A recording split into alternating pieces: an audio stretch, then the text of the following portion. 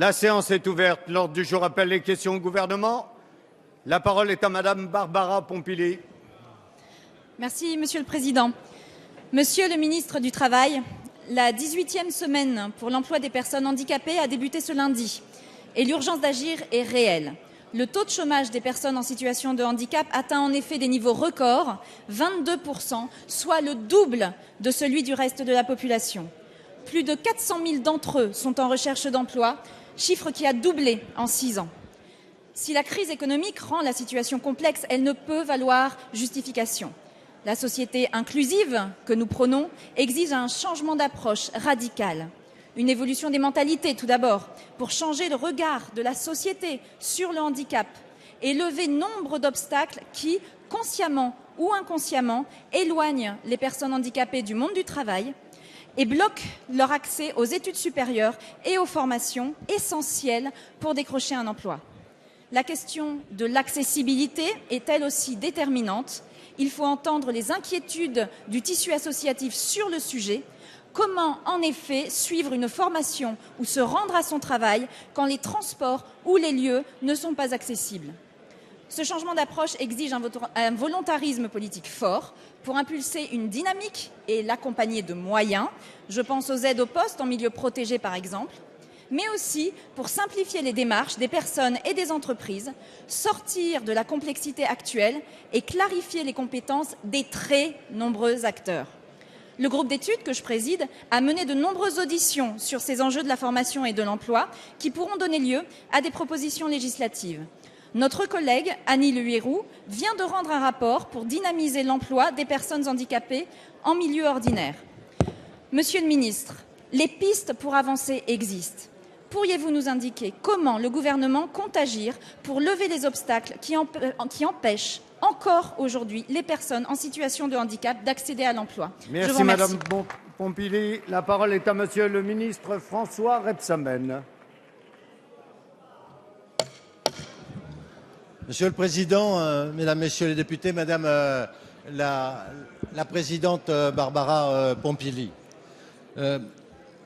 c'est vrai que s'il y a un sujet consensuel, pas par nature, c'est celui de l'emploi des personnes handicapées, dont se sont préoccupés d'ailleurs les gouvernements successifs depuis 28 ans. C'est un sujet sur lequel je suis très attentif. Le constat, vous l'avez fait, il est le suivant.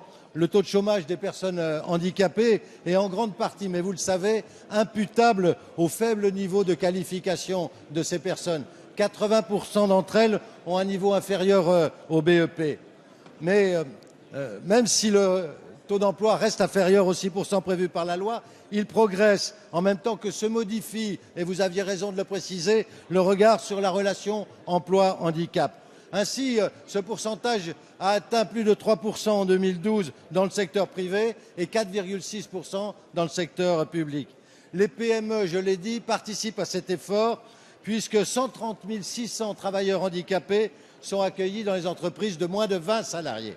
Enfin, l'effort financier de l'État réalisé depuis 2012 en faveur de l'emploi des personnes handicapées est significatif. Mon ministère a consacré pour l'ensemble des dispositifs en faveur de ces mêmes travailleurs handicapés 512 millions d'euros en 2012 et je le rappelle, en 2015, la somme qui sera consacrée, c'est 621 millions d'euros, soit plus de 20% d'augmentation pour cet emploi.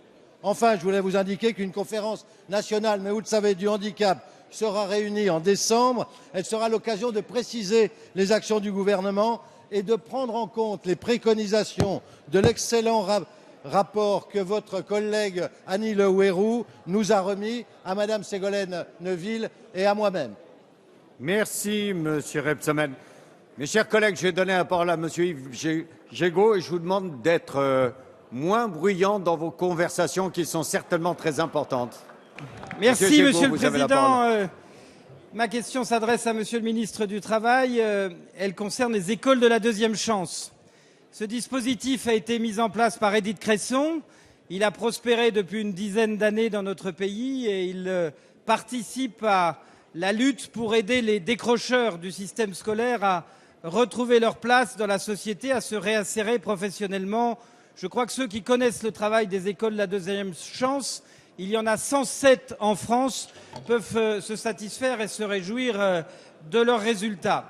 Le gouvernement a maintenu, voire même augmenté un peu les aides qu'il apporte à ces écoles, mais elles connaissent aujourd'hui des difficultés qui risquent d'entraîner la disparition d'un certain nombre d'entre elles, difficultés liées à la transition du Fonds social européen dans sa gestion entre l'État et les régions.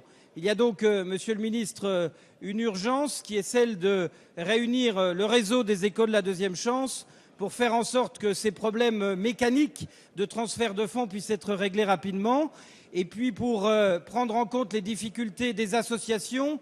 Je préside l'école de la deuxième chance de Seine-et-Marne. Nous sommes une association loi de 1901. Nous n'avons pas de garantie bancaire et pas de facilité de trésorerie quand cela est nécessaire, et ça crée des difficultés. Au moment où le président de la République a dit dans son intervention télévisée son souhait de voir les décrocheurs réintégrés dans l'éducation nationale, vous avez, avec les écoles de la deuxième chance, un dispositif très puissant, maillant le territoire, accueillant 15 000 élèves par an, qui peut se développer d'ailleurs sans difficulté et qui me semble être au cœur du combat que nous devons partager pour l'insertion professionnelle des jeunes. Il y a urgence et je sollicite donc, Monsieur le Ministre, que vous puissiez réunir rapidement le réseau pour qu'on trouve une solution financière pour ces écoles. Merci. La parole est à Monsieur le Ministre François Rebsamen. Et je vous demande d'être moins bruyant dans vos échanges. Il y a vraiment trop de bruit de fond aujourd'hui. Monsieur le Président, Mesdames, Messieurs les députés, Monsieur le député Yves Jégo, je suis très sensible à votre question. Les 107 écoles de la deuxième chance existantes ont été créées effectivement à l'initiative des collectivités territoriales et des acteurs de l'insertion professionnelle, avec l'appui de l'État. Elles sont fondées, vous le savez, sur une pédagogie différente des schémas scolaires. Elles ont pour objectif l'insertion sociale et professionnelle des jeunes qu'elles accueillent sans autre critère que celui de leur propre motivation. Je veux le dire d'emblée, l'État est très attentif à ce réseau dont il souhaite le développement.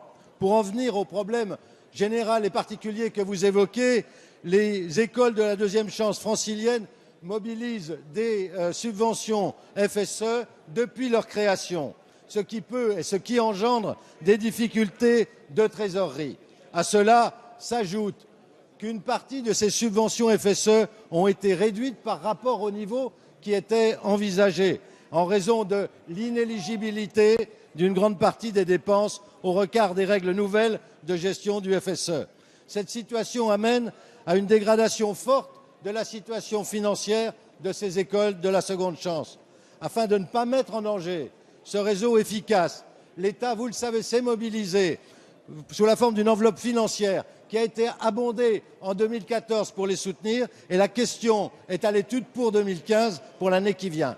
Je le redis donc ici, Monsieur le député Yves Jégo, le gouvernement soutient les écoles de la deuxième chance et je me tiens à votre disposition pour réunir avec tous, d'ailleurs, avec tous les acteurs de ce dossier, une table ronde afin d'essayer de trouver les moyens d'assurer la pérennité et le développement de ces structures. Merci, Monsieur le Ministre. La parole est à Madame Marie-Arlette Carlotti. La question s'adresse au Premier ministre. Monsieur le Premier ministre, votre gouvernement ne perd pas de vue son cap, celui de la solidarité. C'est pourquoi vous avez exprimé votre volonté de soutenir encore mieux les classes populaires. Ce travailleur qui, après des mois de galère, retrouve enfin le chemin de l'emploi et à qui il faut donner un coup de pouce pour améliorer son pouvoir d'achat et lui permettre de rebondir. Pour cela, et à ce jour, deux dispositifs cohabitent. Ils ont chacun montré leurs limites. Le RSA Activité, dont le taux de non-recours atteint les 60%, tant les procédures sont complexes et discriminantes, au point que de nombreux bénéficiaires potentiels ne demandent pas les 150 € auxquels pourtant ils pourraient prétendre. Et la prime pour l'emploi, certes plus ciblée, plus simple, plus automatique, mais gelée depuis 2008 et qui n'a donc perdu toute son efficacité. Vous envisagez donc un nouveau dispositif fusionnant RSA Activité et PPE. Quelles seront les grandes lignes? Qui en bénéficiera? Permettez-moi une mention particulière pour ces jeunes de 18 à 25 ans qui sont aujourd'hui privés du RSA Activité. Nous attendons un dispositif simple, bien sûr. Pouvez-vous nous confirmer exactement le calendrier de mise en œuvre? Monsieur le Premier ministre, vous savez que vous nous proposez là un chantier énorme, un très beau chantier. Vous voulez mettre fin à l'injustice. Vous avez décidé de lutter contre le non-recours aux droits qui rendent nos politiques inopérantes, qui certes donnent bonne conscience, mais ne font pas reculer la pauvreté. Vous voulez la vérité sur les dispositifs pour qu'ils soient objectifs et qu'ils atteignent ceux qu'ils doivent atteindre, ceux qui en ont le plus besoin. C'est une vraie et grande réforme sociale que vous nous proposez et nous serons à vos côtés. Merci madame. La parole est à monsieur le Premier ministre Manuel Valls.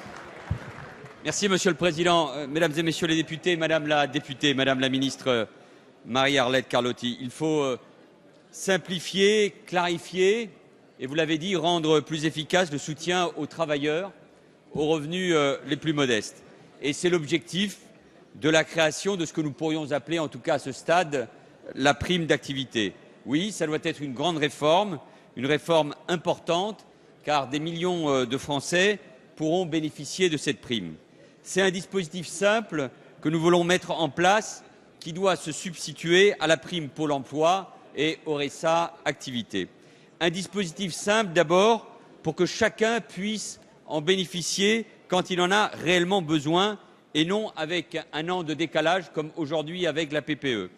Un dispositif simple pour redonner chaque mois du pouvoir d'achat aux travailleurs aux revenus les plus modestes. Et un dispositif simple pour encourager la reprise d'activité et vous le savez, c'est fondamental car reprendre un emploi doit être synonyme de pouvoir d'achat supplémentaire. C'est une évidence, mais malheureusement, les Français le savent, ce n'est pas suffisamment le cas. Cette prime en faveur de l'activité, c'est surtout, vous l'avez dit aussi, une mesure de justice sociale. Elle sera versée à tous les actifs autour du SMIC dans une fourchette qui sera précisée le moment venu au terme de la concertation qui sera conduite par les ministres concernés.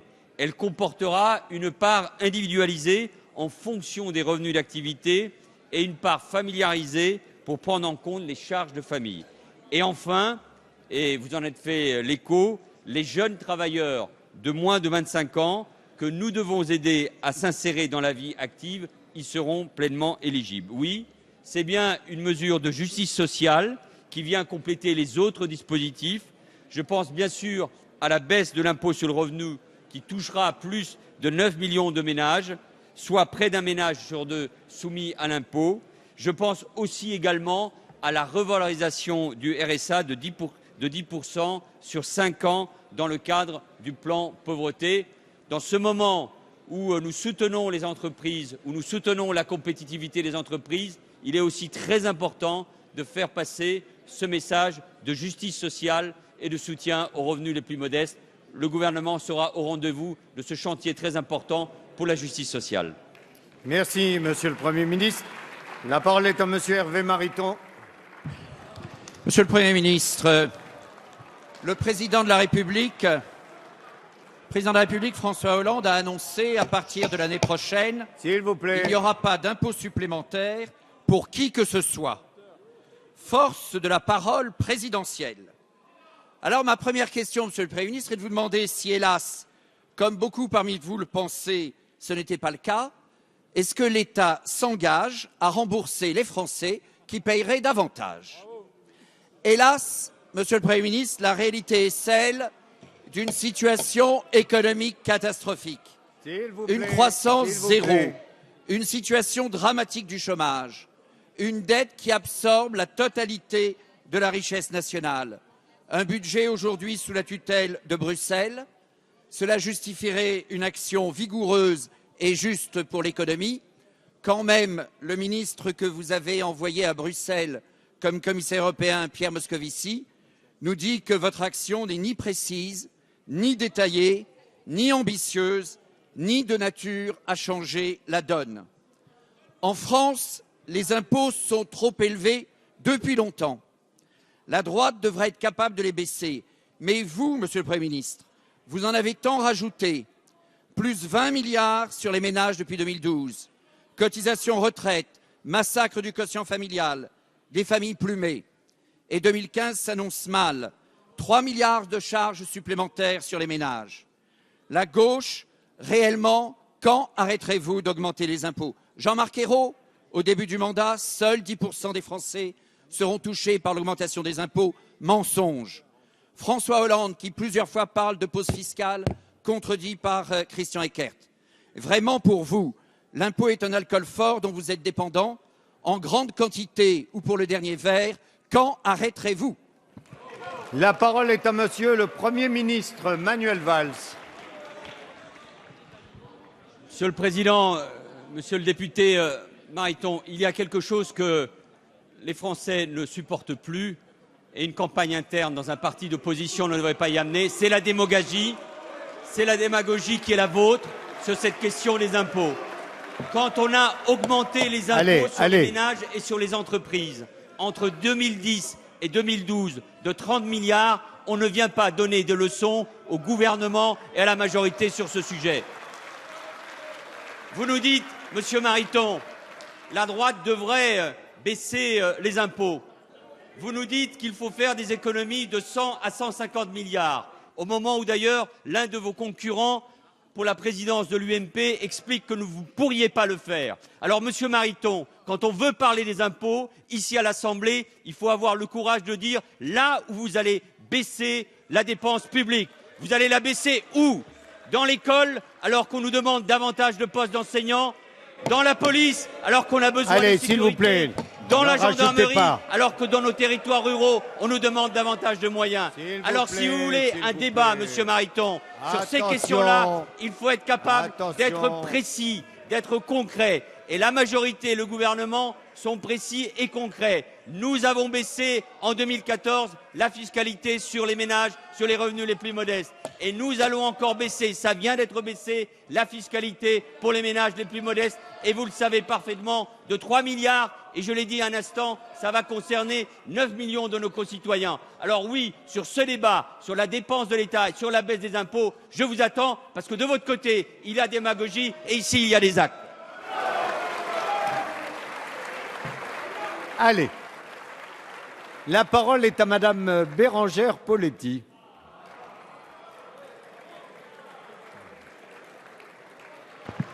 Merci, Monsieur le Président. Ma question s'adresse à Monsieur le Premier ministre. Demain, c'est la journée internationale des droits de l'enfant. Une journée trop rare dans l'année pour aborder un sujet tellement grave. Nous parlons beaucoup de violence dans notre société, mais nous parlons trop rarement de cette violence cachée dans les familles, dans les maisons, dans les appartements où les enfants souffrent de coups, de maltraitance psychologique et morale. Le sujet est grave. En France, chaque jour, 2 enfants meurent de maltraitance. Nous n'avons malheureusement pas obtenu l'an dernier que la lutte contre la maltraitance des enfants devienne une grande cause nationale. Les failles de la protection de l'enfance sont pourtant bien identifiées et méritent que le problème soit pris à bras-le-corps. Ainsi, le Défenseur des droits émet 12 préconisations pour sauver tous ces enfants de cet enfer quotidien. On sait qu'il existe un manque de coordination patent entre les acteurs qui sont souvent mal formés et que les dispositions législatives actuelles ne sont que partiellement mises en œuvre.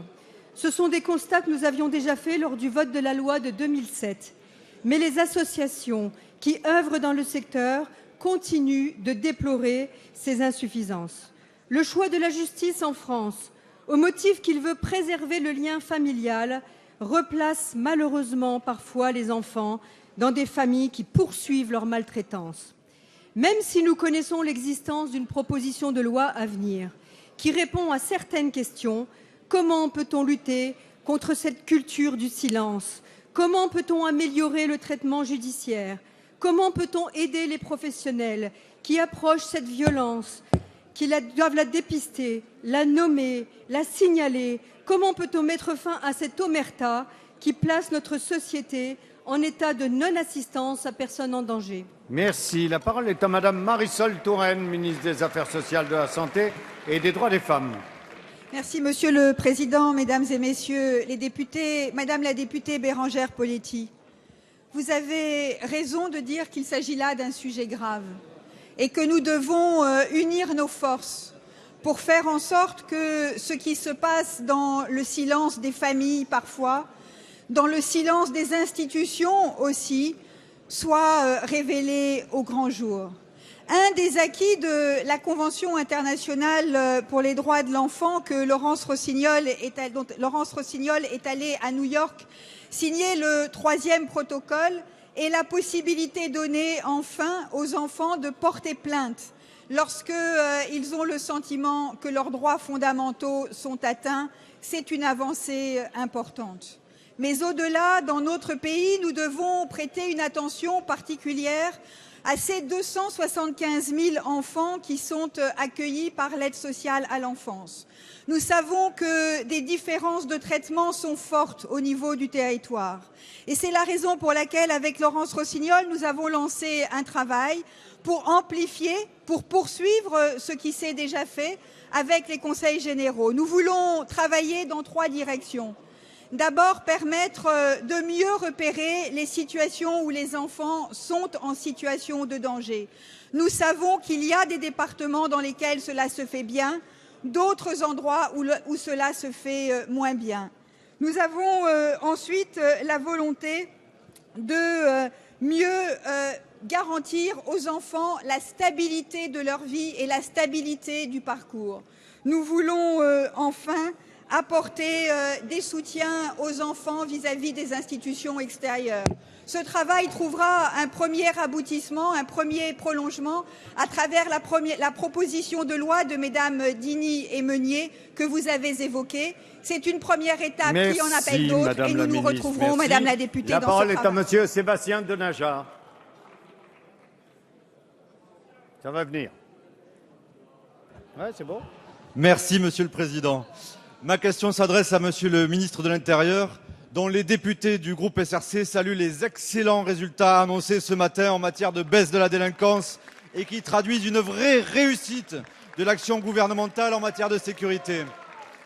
Monsieur le ministre, le projet de loi définissant la nouvelle carte des régions de France est aujourd'hui même en débat dans notre Assemblée. C'est la première fois depuis la Révolution française qu'un tel dessein, si j'ose dire, est confié au Parlement. Il faut saluer le choix de cette méthode, celle de la démocratie parlementaire.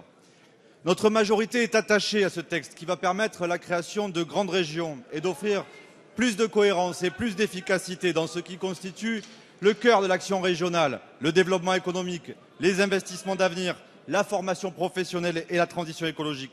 Notre majorité propose une carte à 13 régions, une carte équilibrée, une carte cohérente qui va permettre à nos territoires de peser plus fortement dans l'avenir. Les Français, au nord comme au sud, à l'ouest comme à l'est, s'emparent déjà de cette carte.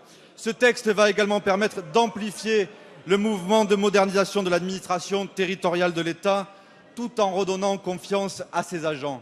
Monsieur le ministre, depuis 2 siècles, l'histoire de la République s'est construite à travers la recherche constante d'un équilibre entre l'unité de la nation, d'une part, et l'épanouissement de la démocratie et des aspirations locales, d'autre part.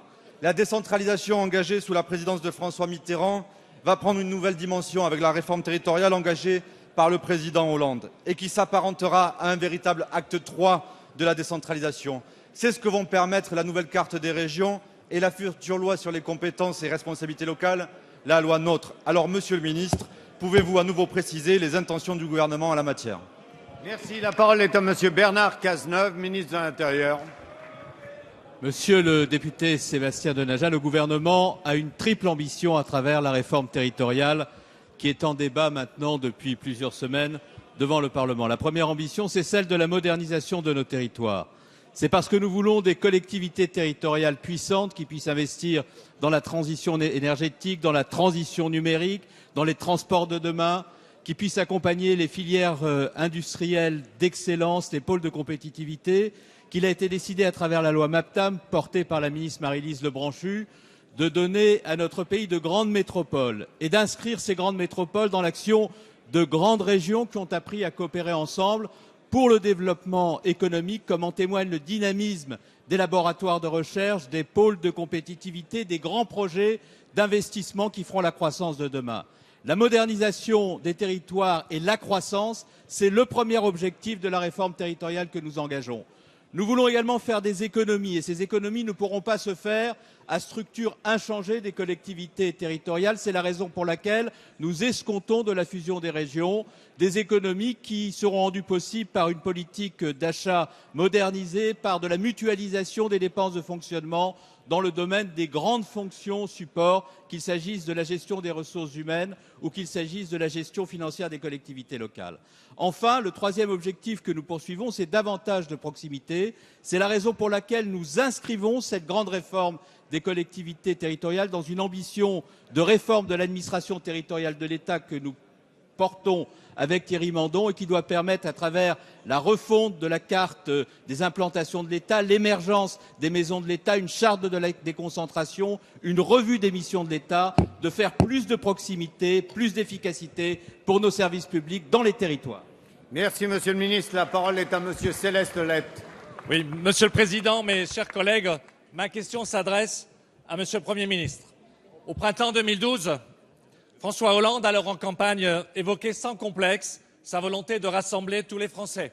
Or, depuis maintenant 2 ans et demi, vous et votre majorité contribuez pleinement, à tour de bras, à diviser les Français avec la mise en œuvre de réformes contre-productives, antisociales et antifamiliales. Et à mi-mandat, c'est un échec cuisant. Monsieur le Premier ministre, qu'avez-vous proposé jusqu'ici aux Français? Tout d'abord, la dénaturation de notre territoire. Le Big Bang territorial que vous provoquez sous couvert de modernisme et d'économie entraîne révolte, division, fracture dans notre pays. Le redécoupage des régions et des cantons à la tronçonneuse rose, les annonces maladroites et revirements sur la suppression des départements relèvent plus du tripatouillage politicien que de la logique territoriale. Ensuite, le délitement de notre société et des valeurs fondamentales qu'elle incarnait et protégeait jusqu'à votre arrivée au pouvoir. Il est regrettable d'assister aujourd'hui à la mise à sac organisée de notre modèle social et familial. Plus personne n'est épargné par votre politique. Les étudiants avec la tentative de suppression de la bourse au mérite, les familles avec la loi Taubira et ses conséquences, la GPA et la PMA notamment. Enfin, l'irruption de la théorie du genre dans les écoles.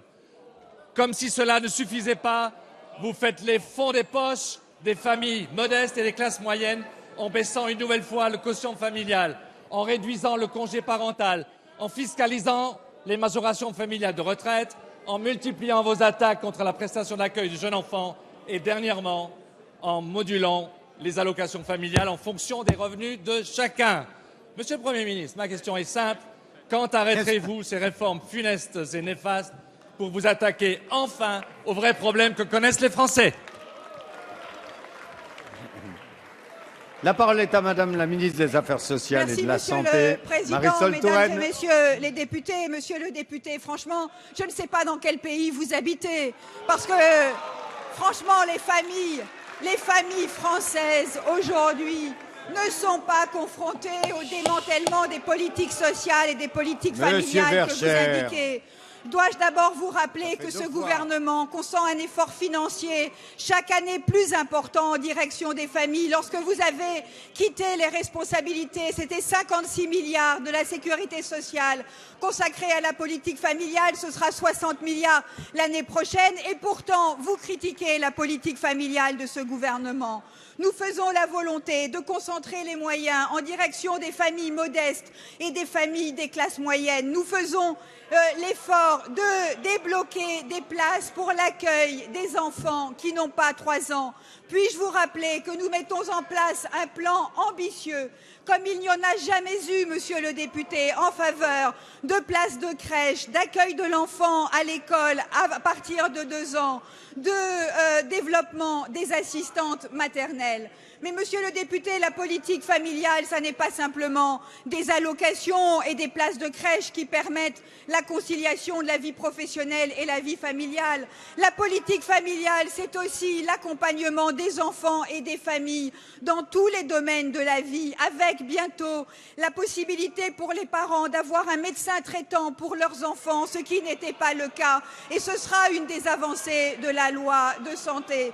Avec la mise en place, avec Najat Vallaud-Belkacem, d'un parcours éducatif de l'enfant dans l'éducation nationale. Monsieur le député, toutes les caricatures de la terre ne feront pas oublier que ce gouvernement soutient les familles, accompagne les familles et travaille pour les familles. Merci Madame la ministre. La parole est à Monsieur Patrice Carvalho Merci, Monsieur le Président. Madame la ministre de la décentralisation et de la fonction publique, ils sont 5,5 millions. Ce sont eux qui accueillent les patients dans les hôpitaux publics. Faute d'effectifs, ils ne comptent que pas les heures. Ce sont eux qui sont autant de maillons de la chaîne éducative ou judiciaire. Ce sont eux qui animent les services des collectivités territoriales et les besoins s'accroissent au rythme des exigences sociales. Eux, ce sont les fonctionnaires. Ils n'ont pas de compte en Suisse, ils ne touchent pas de retraite chapeau, ils ne fraudent pas le fisc et pourtant, voilà des années qu'ils sont livrés à la vindicte populaire, eux, les privilégiés, les nantis.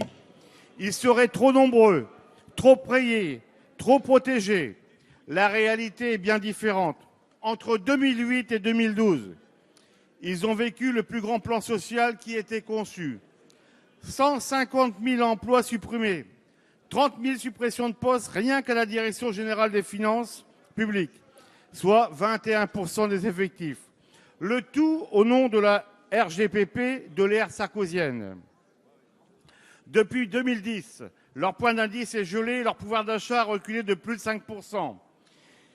Un fonctionnaire sur 5 perçoit le SMIC et 50% des territoriaux touchent moins de 1 635 €. La précarité et les bas salaires se sont installés. Ils avaient beaucoup espéré en la gauche. Mais dans le budget 2015, ils constatent de nouvelles coupes claires, moins 21 milliards, moins 3,7 milliards pour les collectivités locales. Bref, ça continue et s'amplifie. Cela signifie des conditions de vie de travail dégradées et des services publics mis à mal pour les usagers. Pourquoi, Madame la Ministre, poursuivre dans cette impasse de l'austérité qui n'est pas le remède, mais le mal? Merci. La parole est à Madame Maryse Lebranchu, ministre de la Décentralisation et de la Fonction publique. Merci, Monsieur le Président, Monsieur le député Patrice Carvalho. La France n'a pas besoin de bouc émissaire.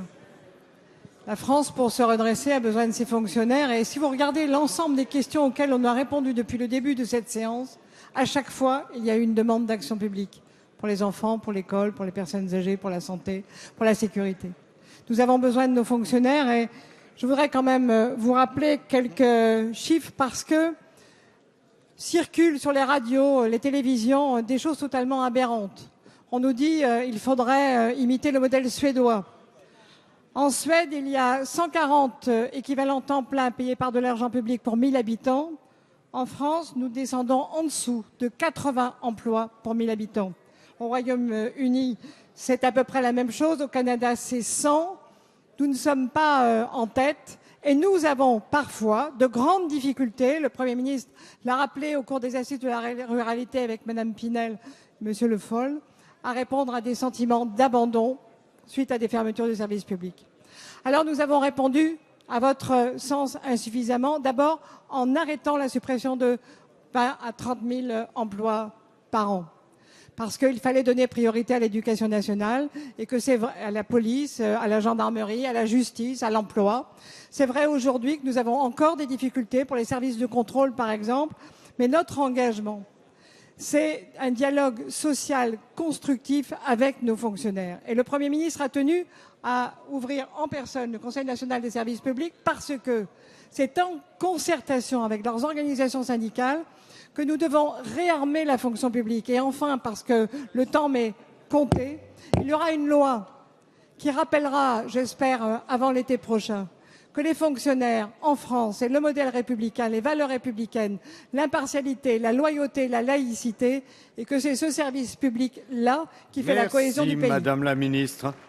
La parole est à Monsieur Lionel Tardy.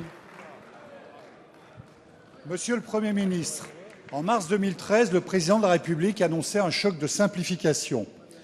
La simplification représente aujourd'hui l'un des rares moyens dont nous disposons pour renforcer notre économie dans un contexte où les marges de manœuvre budgétaires sont réduites.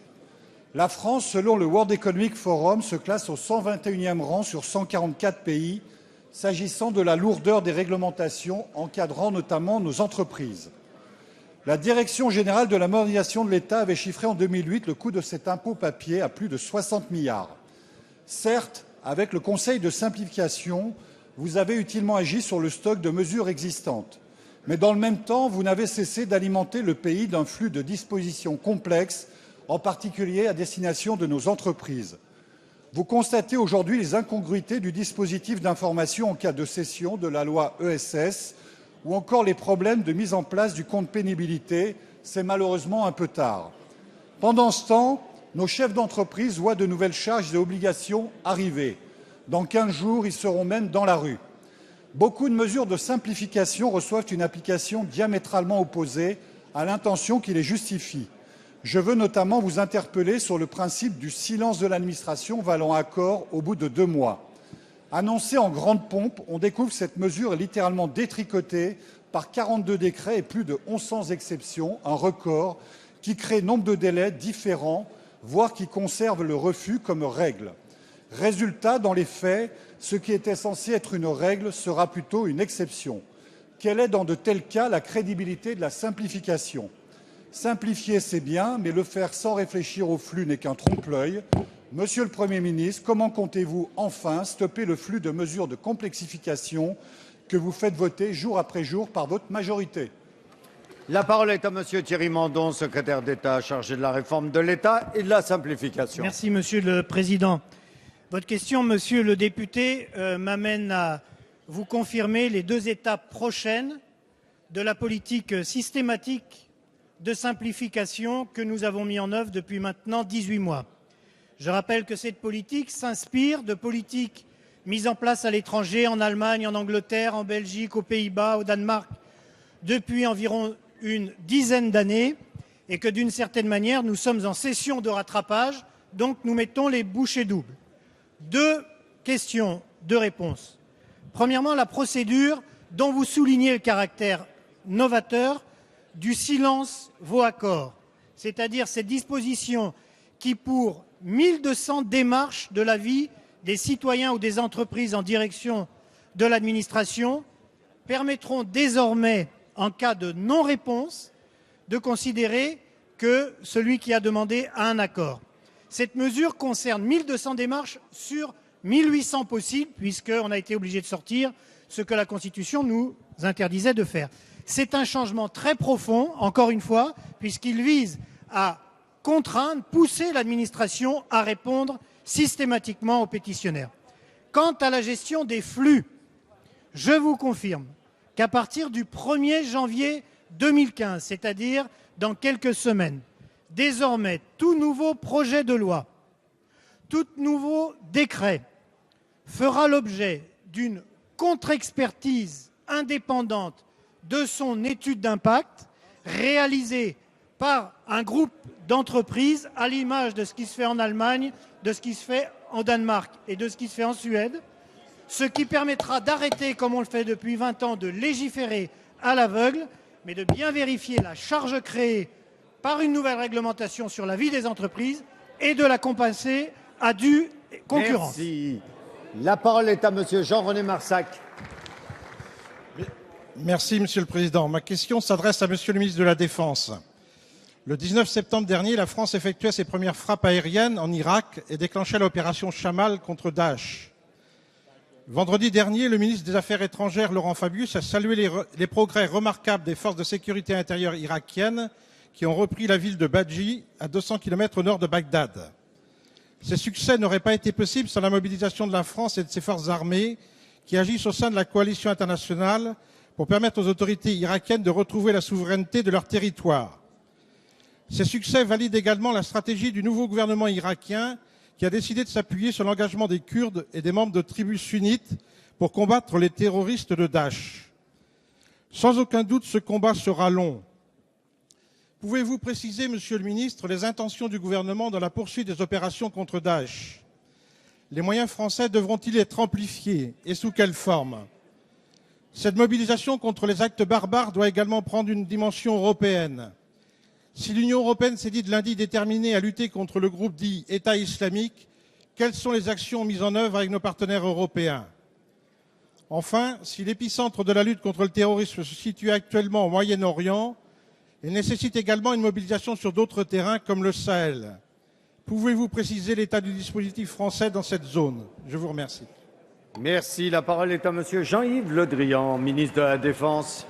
Oui, Monsieur le Président, Mesdames et Messieurs les députés, Monsieur le député Jean-René Marsac, je vais vous répondre essentiellement sur Daesh, le prétendu État islamique que j'appelle pour ma part l'armée terroriste.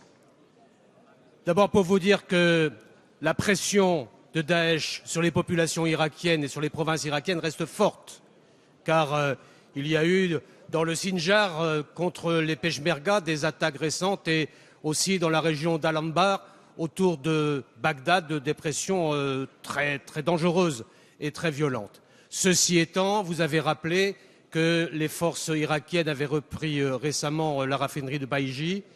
Parallèlement, les Peshmerga s'organisent pour reprendre des territoires et en particulier c'est le cas dans la région de Zumbar et aussi autour du barrage de Mossoul.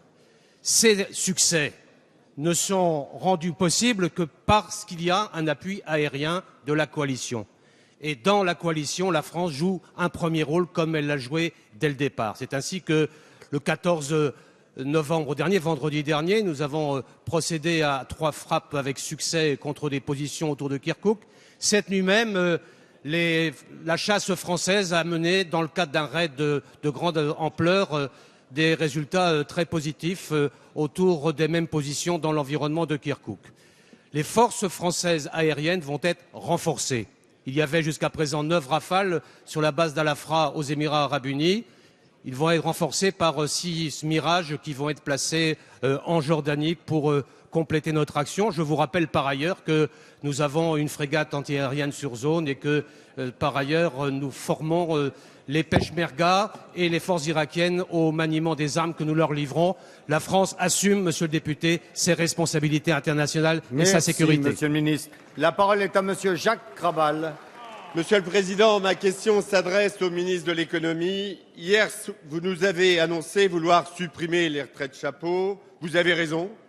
350 000 € pour Didier Lombard, 740 000 € pour Henri Proglio, 830 000 € pour Gérard Mestrallet. Ces exemples des montants annuels des retraites surcomplémentaires atteignent des sommets déraisonnables. Ils ne reposent sur aucune rationalité économique et sociale, alors que le montant moyen des retraites est, lui, d'environ 1 250 € par mois, ce qui veut dire qu'il y a encore des pensions nettement inférieures. Les députés du groupe de RDP ont toujours été attentifs aux petites retraites.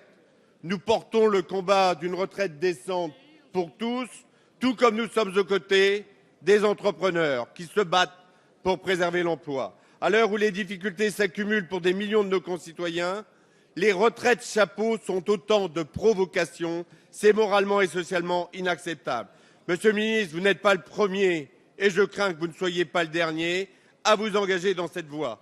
Bien évidemment, il faut cultiver l'éthique, et vous avez raison des dirigeants. Mais les multiples exemples récents nous le prouvent. L'autorégulation ne suffit pas. Il faut un encadrement strict.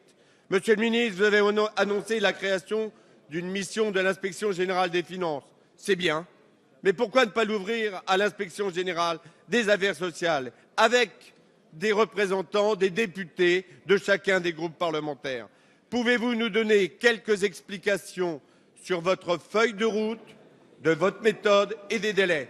Jean de La Fontaine, né à Château-Thierry, écrivait dans la fable « Le berger et le roi ». Il avait du bon sens. Le reste vient ensuite. Monsieur le ministre, vous avez fait preuve de bon sens. Ce qui nous intéresse maintenant, c'est la suite. Merci. Merci. La parole est à Monsieur Emmanuel Macron, ministre de l'Économie, de l'Industrie et du Numérique. Merci, Monsieur le Président. Mesdames, Messieurs les députés. Monsieur le député Krabal, vous avez raison. Les chiffres qui sont souvent articulés et les réalités que vous rappelez sont aujourd'hui incompréhensibles pour les Françaises et les Français qui touchent des petites retraites. En même temps, nous devons ici nous dire la vérité. Traiter le problème des retraites chapeaux n'apportera rien aux petits retraités français. Mais c'est néanmoins une nécessité politique et morale. Sur la méthode, puisque c'est la première question que vous me posez, bien évidemment, la mission de l'Inspection générale des finances associera l'Inspection générale des affaires sociales et ces 2 corps d'inspection travailleront ensemble. Ils auditionneront tous les députés qui veulent s'associer à leur travail et leur apporter des idées. Surtout, je veux que ces propositions puissent déboucher rapidement sur des mesures et que par voie d'amendement, nous puissions les intégrer dans le projet de loi pour l'activité et la croissance que je porterai en début d'année prochaine. Et donc que nous ayons des mesures concrètes parce que ce n'est pas des symboles que nous cherchons ici à traiter. Ce sont bien des mesures concrètes et pratiques que nous voulons aborder. Sur le fond maintenant, monsieur le député, beaucoup de choses, en effet, ont déjà été décidées, ont été dites sur ce qu'on appelle les retraites chapeaux. Je voudrais ici rappeler le distinguo que je faisais hier. Il y a plus d'1 million de Français qui ont des retraites supplémentaires. Les retraites supplémentaires, ce sont simplement des retraites pour lesquelles vous contribuez au-delà du normal. Ces retraites-là, ce sont, pour la plupart de ces Français, des petites retraites. Il ne s'agit pas de les pénaliser davantage. Et lorsque nous avons jusqu'ici parlé des retraites chapeaux, le traitement que nous leur avons apporté, c'est fiscaliser davantage les gros comme les petits. La mesure que nous devons prendre, c'est pour les mandataires sociaux et les grands cadres dirigeants d'entreprises qui, sans contribuer, demandent à l'entreprise d'abonder des montants importants et d'avoir à vie des retraites chapeaux. En quelque sorte, le message que nous voulons envoyer, la mesure que nous devons prendre, c'est qu'il faut dans notre pays récompenser le risque, mais partout où il existe, partout où elle existe, il faut traquer la rente. Merci, Monsieur le Ministre. La parole est à Monsieur Laurent Marcangeli. Merci Monsieur le Président. Ma question s'adressait initialement à Madame Royal, ministre de l'Écologie, du Développement durable et de l'Énergie. Et elle porte sur l'avenir énergétique de la Corse. J'y associe d'ailleurs mes collègues Sauveur Gandolfichet et Camille Hydrocasère. Vous le savez peut-être, la situation énergétique de notre région est inquiétante. Les centrales thermiques de Luciana et d'Ajaccio sont indispensables à la sécurité de l'approvisionnement en électricité de la Corse. Afin de garantir la sécurité du système électrique en Corse, l'État s'est engagé au remplacement des 2 centrales électriques vieillissantes qui datent des années 70. Si le renouvellement de la centrale de Haute-Corse est en voie d'achèvement, le devenir de celle d'Ajaccio suscite les plus grandes craintes, puisque rien aujourd'hui ne permet d'engager ce chantier déjà en retard depuis plusieurs années. Vos prédécesseurs n'ont pas été avares de déclarations et de courriers contradictoires relatifs à l'alimentation de l'île en gaz naturel, qu'ils ont placé comme un préalable au chantier de renouvellement de l'équipement d'Ajaccio. Mais force est de constater qu'aucun n'a été en capacité d'entendre la Corse ni en mesure de prendre les décisions permettant la concrétisation du projet. Pouvez-vous rendre possible un nouveau de différenciation et de développement durable pour la Corse? Après l'atteinte du tiers de l'approvisionnement à base d'énergie renouvelable, vous pouvez aujourd'hui engager définitivement la Corse sur la voie de l'abandon du fioul. Allez-vous confirmer rapidement le lancement d'un chantier de construction d'un nouvel équipement industriel en région ajaxienne permettant de sécuriser l'approvisionnement électrique de l'île et en préciser le lieu? Pouvez-vous nous indiquer quelles mesures vous allez prendre pour garantir que ce nouvel équipement fonctionnera au gaz naturel le plus rapidement possible et au fioul léger en phase transitoire? Plus largement, quelles décisions allez-vous prendre pour clarifier le rôle des opérateurs industriels dans le schéma d'approvisionnement en gaz naturel de l'île et les inciter à mobiliser leurs compétences et leurs ressources dans un projet qui permettra de réduire de plus de 30% les émissions de gaz à effet de serre des unités de production électrique de notre île? Enfin, quelles garanties pouvez-vous nous apporter sur l'acceptation par la CRE de la prise en compte de tous les coûts et surcoûts liés à ce projet? Merci. La parole est à Monsieur Alain Vidalis, secrétaire d'État chargé des transports, de la mer et de la pêche. Oui, merci, Monsieur le Président. Monsieur les députés, je vous demande de bien vouloir excuser Ségolène Royal. La Corse, comme toutes les zones non interconnectées, représente un défi particulier pour la transition énergétique. C'est un défi économique, technologique et écologique. Pour renforcer la sécurité d'approvisionnement, la ministre de l'Écologie et de l'Énergie souhaite développer le projet d'île à énergie positive qui vise à réduire au maximum les besoins en énergie et à les couvrir autant que possible par des énergies renouvelables. C'est tout l'intérêt de la mise en service du barrage de Risanez en 2013, dont la capacité de 55 MW peut couvrir en période de pointe les besoins d'une agglomération de 60 000 habitants. Par ailleurs, plusieurs décisions ont été prises pour faciliter l'approvisionnement de l'île. Le gouvernement s'est engagé à alimenter la Corse en gaz naturel et pour approvisionner les centrales thermiques rénovées. L'option retenue combine la création d'une barge de GNL au large de Bastia et d'une canalisation reliant Bastia à Ajaccio.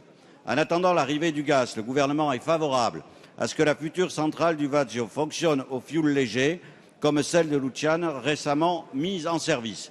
La solidarité nationale y contribue.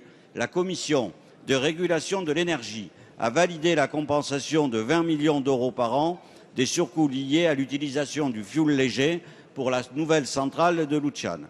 La création d'un réseau de distribution publique n'est pas une condition de l'arrivée du gaz naturel. En dehors des agglomérations de Bastia et d'Ajaccio, la faible densité d'habitation n'est pas adaptée à ce type d'aménagement. Par ailleurs, le gouvernement réaffirme l'importance des investissements de sécurité à réaliser sur les réseaux actuels de distribution et les stockages définis au travers des plans de prévention des risques technologiques. Le groupe GDF Suez a confirmé son engagement sur ce dossier et l'État apportera des financements dans le cadre des conventions tripartites État, GDF, collectivités locales. Merci. La parole est à monsieur Yves Daniel. Merci, Monsieur le Président. Ma question s'adresse à Monsieur le Secrétaire d'État aux Affaires européennes. Monsieur le Ministre, la réorientation de l'Europe est au cœur de l'action de notre majorité. Cette réorientation revêt plusieurs dimensions. La régulation financière, avec la mise en place de l'union bancaire et d'une coopération renforcée pour taxer les flux financiers. La relance de l'investissement et de la croissance, avec le plan de relance obtenu par la France. La lutte contre la fraude fiscale et les abus. La mise en œuvre d'une politique, notamment monétaire, plaçant la croissance et l'emploi au cœur du fonctionnement des institutions. Cette réorientation indispensable, nous la conduisons. Elle redonne du souffle à une construction européenne perçue comme trop lointaine. Pourtant, l'Europe sait aussi être concrète et proche des citoyens. C'est particulièrement vrai avec la politique des fonds européens. Pour la période 2014-2020, la France dispose ainsi d'une manne considérable, atteignant 27,5 milliards d'euros, dont la répartition a été examinée la semaine passée à Montpellier. Notre pays va ainsi bénéficier de 9,8 milliards d'euros pour la transition énergétique, 7,7 milliards d'euros pour l'emploi, la formation et la lutte contre l'exclusion, 7,7 milliards d'euros pour les PME, l'innovation et le numérique. Monsieur le ministre, méconnus du grand public, les fonds européens sont très utiles pour notre pays, ses habitants et ses territoires. Justement, pour la première fois, ces fonds seront pour l'essentiel directement gérés par les régions. 5 régions ont déjà validé leur programme européen qui s'adaptera à la nouvelle donne issue de la réforme territoriale. Cette Europe concrète, c'est l'Europe que nous aimons. Pouvez-vous nous dire quels sont les objectifs de la France sur la période 2014-2020 en la matière? Merci. La parole est à monsieur Harlem Désir, secrétaire d'État chargé des Affaires européennes. Merci, Monsieur le Président, Mesdames et Messieurs les députés. Monsieur le député Yves Daniel, en effet, la France a signé en août dernier son programme opérationnel, son accord de partenariat avec la Commission européenne qui va lui permettre de bénéficier de 26,7 milliards d'euros pour la période 2014-2020 et qui seront effectivement des fonds gérés désormais par les régions comme l'a souhaité le Président de la République. Chacune des régions est donc actuellement en train d'établir et de signer avec la Commission européenne son programme opérationnel en fonction de ses spécificités, de ses atouts, de ses priorités de développement. Et à ce jour, la France est le pays qui a signé le plus de programmes opérationnels parmi l'ensemble des États membres au titre de l'utilisation du FEDER. La commissaire européenne en charge de la politique régionale, Madame Corina Crețu, me l'a confirmé ce matin. Vous venez de le rappeler, 5 régions, mais également 2 programmes interrégionaux ont d'ores et déjà été signés. Nous demandons évidemment à la Commission de faire en sorte que toutes les régions puissent le plus rapidement possible bénéficier de cet engagement. Très concrètement, la France, avec les régions, a fixé 3 grandes priorités. La première, vous l'avez dit, c'est l'économie à faible intensité de carbone, c'est-à-dire, au fond, pouvoir utiliser les fonds européens pour accompagner la transition énergétique et la gestion rationnelle des ressources. La deuxième priorité, c'est l'innovation, le soutien aux petites et moyennes entreprises et également à l'équipement en haut débit de nos régions. La troisième, c'est la promotion de l'emploi durable, la mobilité, l'éducation, la formation, l'apprentissage. Mais je voudrais souligner qu'en plus de ces fonds structurels, il y a d'autres grands programmes de financement européens dont nous allons pouvoir bénéficier. Le programme Horizon 2020 qui vient en aide à nos universités, à nos laboratoires de recherche, c'est déjà actuellement environ 800 millions d'euros par an. Il sera augmenté de 38% à l'échelle européenne et donc cela va être un autre appui à l'Europe concrète, à l'Europe des projets. Et le deuxième, c'est évidemment le soutien aux grandes infrastructures. Merci. Comme le canal La parole Saint-Laurent. est à monsieur le député Julien Aubert. Merci, Monsieur le Président. Ma question s'adresse à Madame le ministre des Affaires sociales, de la Santé et des Droits des Femmes.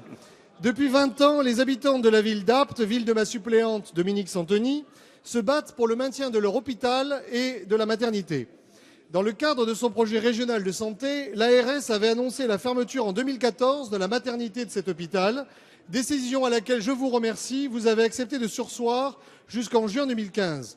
Désormais, la population du pays d'Apt et des environs attend que l'avenir de la maternité soit conforté et ces élus vous ont demandé un rendez-vous pour en parler. En effet, l'inquiétude de la population renvoie à l'incompréhension des professionnels de santé de cet établissement qui est en équilibre financier. L'hôpital réalise 300 accouchements annuels et ne souffre pas de problème en termes d'offre de soins, avec des postes de praticiens toujours pourvus. Sans maternité, vous le savez, Madame le Ministre, l'hôpital d'Apt sera progressivement vidé de ses services, notamment la chirurgie, si utile lors des affluences touristiques en Luberon. Au-delà de la question économique, pour un bassin qui a déjà perdu bon nombre de ses services publics, se pose une question de justice sociale. Apt est le dernier bastillon hospitalier d'une zone qui va de la moitié est du Vaucluse à la moitié ouest des Alpes de Haute-Provence et qui jouxte le plateau d'Albion, classé zone rouge en termes de désertification médicale. L'ARS applique une pure logique de proximité géographique, pointant Cavaillon ou Avignon, et oubliant qu'une partie de la population desservie par l'hôpital d'Apt vit en zone montagneuse et qu'en hiver, les temps de trajet peuvent être doublés ou triplés. Madame le ministre, vous êtes également le ministre du droit des femmes. Je suis venu vous interpeller en leur nom, car elles ont été nombreuses lors d'une réunion en mairie d'Apt organisée à ce sujet, à nous dire, les larmes aux yeux, combien une poignée de minutes avait permis de faire la différence entre une vie et la mort. À la veille de la journée internationale des droits des enfants, les enfants de la France rurale ont eux aussi droit aux services publics. Alors, Madame le ministre, tranchez et dites oui à la maternité d'Apt. La parole est à Madame la ministre des Affaires sociales, de la Santé et des droits des femmes, Marisol Touraine. Oui, merci, Monsieur le Président, Mesdames et Messieurs les députés. Monsieur le député, vous m'interrogez sur la maternité d'Apt. Vous m'interrogez sur la maternité d'Apt, qui est un établissement de santé auquel vous accordez une grande attention, comme c'est d'ailleurs le cas de l'Agence régionale de santé et de moi-même. Avant de vous donner quelques éléments sur cette maternité, je veux vous dire, Monsieur le député, que dans le cadre des débats que nous avons eus et qui vont se poursuivre sur le projet de loi de financement de la sécurité sociale, de nombreuses voix se sont élevées sur vos bancs pour demander la fermeture des petits établissements et la réorganisation de la carte hospitalière dans un sens qui se fasse au détriment des hôpitaux de proximité. Depuis 2 ans, le choix du gouvernement n'est pas celui-là. Et j'ai mis en place des financements spécifiques pour que les établissements de proximité puissent être maintenus. Des maternités de proximité qui devaient être fermées ont été maintenues ouvertes. Pour ce qui est de la maternité d'Apt, les enjeux auxquels nous sommes confrontés sont des enjeux de sécurité. C'est la raison pour laquelle, Monsieur le député, une mission a été demandée. Cette mission est en cours, qui rassemble des experts, et le résultat de cette mission sera connu au mois de décembre prochain. À partir de là, une concertation va s'engager. Vous y serez bien sûr, Monsieur le député, associé. Et c'est dans l'intérêt général des habitants et des habitantes, avec la volonté que la sécurité soit absolument respectée, que les décisions qui seront nécessaires seront prises dans l'intérêt de la santé de l'ensemble des habitants et des habitantes, Monsieur le député. Merci. La parole est à Madame Bernadette Laclais. Monsieur le Président, ma question s'adresse à Madame la Ministre des Affaires sociales, de la Santé et des droits des femmes. Madame la Ministre, vous avez présenté hier un plan quinquennal de lutte contre les maladies neurodégénératives. Ces maladies, Alzheimer, Parkinson, les scléroses en plaques ou encore la sclérose latérale amyotrophique ou maladie de Charcot, concernent tous les Français, soit parce qu'ils sont touchés personnellement, soit parce qu'ils ont un proche malade. Évidemment, ce plan s'articule avec la stratégie nationale de santé et la loi sur la santé que nous examinerons en 2015. Nous devons nous adapter aux nouveaux défis que posent les maladies. Il s'agit d'adapter la société aux enjeux de santé et à la demande d'autonomie des patients. Pour cela, il y a 3 axes à suivre. Le développement de la recherche qui fait tous les ans des progrès, la détection rapide des maladies en généralisant les dispositifs de détection et les mettre en place plus tôt, car nous savons que de là découlent les traitements les plus adaptés.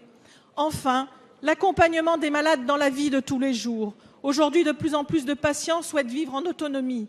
Il faut donc organiser la société pour que l'on puisse vivre dans de bonnes conditions en dehors de l'hôpital. Madame la ministre, en quoi ce plan quinquennal est-il différent des précédents ? Pourquoi avez-vous choisi un plan unique pour traiter les maladies neurodégénératives ?